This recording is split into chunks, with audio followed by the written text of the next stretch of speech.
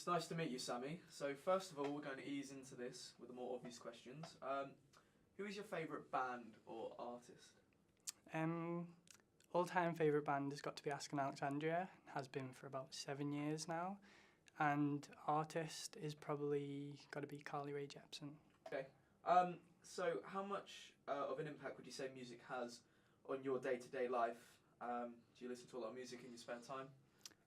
Music is pretty much all I do in my spare time. That's like what I live for, is playing music and listening to music, and I'd pretty much do it every minute of the day if I could. What instruments do you play? I play guitar, bass and piano. Okay. How long have you been playing these instruments for? So far I've been playing bass for about 2.5 years, Yeah. guitar about 6 months to a year, and piano for about 5 years. Okay. So what would you say your favourite piece of music to play is? On guitar, I would definitely say Mess Is Mine by Vance Joy.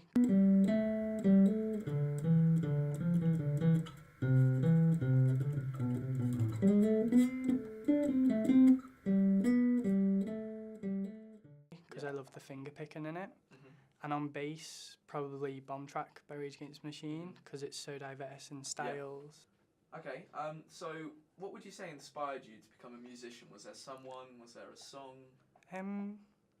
I think with like the way my life has gone and everything that's happened in the past, it's kind of, I went through a really dark and depressing stage of my life. Yeah. And the one thing that was always there was music.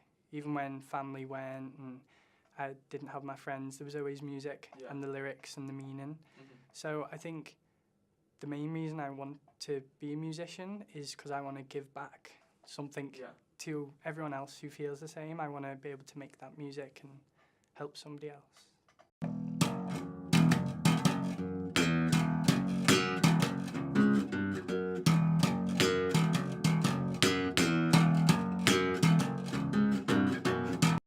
So as you are transgender, how influential was music to you when you were coming out? Quite surprisingly, because one of the first, like obviously when you're having thoughts that you don't really quite understand, the first thing you do as a kid is you look it up on the internet, which is sometimes not good and sometimes is. And I found someone called Kim Petras, who is a musician as well, and she writes all her own songs. But she's also the youngest transgender person to go through the surgical process. So, and listening to all of her music really kind of, it helped because that's what it was all about. Yeah. Obviously, when you were coming out, how did the band react to it? Were they supportive? They were really shocked at first because I was showing them a new song, and I'm quite good with writing things in a way which isn't indirect to me and everyone thinks that they can kind of relate to. But when you look a bit deeper, you kind of see it. So that's what I did, and I showed them the song and then I kind of told them what it was about. And they were really good, they were really nice. They both come over, give me a hug and said, it doesn't matter. Okay, well we had a look at your SoundCloud and we listened to a few of Intoxicated's tracks. We listened to Time Will Tell, Day Off and a demo called Whoa. And your lyrics seem to be quite meaningful. Is it fair to say that you incorporate a lot of your feelings into your songwriting or performances? Yeah, definitely. We wrote, to be fair, apart from Whoa was more of a, we were trying to more be pop punk.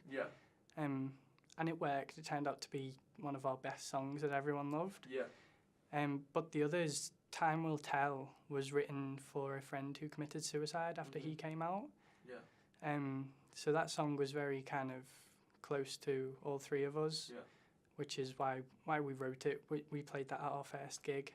It was kind of a tribute to him. And I think most of our songs, there are a few ones which obviously you always get people do a more happier song and one that will please the crowd, because if you don't, you're not going to get very far in music. But majority of the others do have a lot of meaning to all of us. Okay. Well, that's all for the questions. Thank you very much for letting us interview. And we will sing, whoa.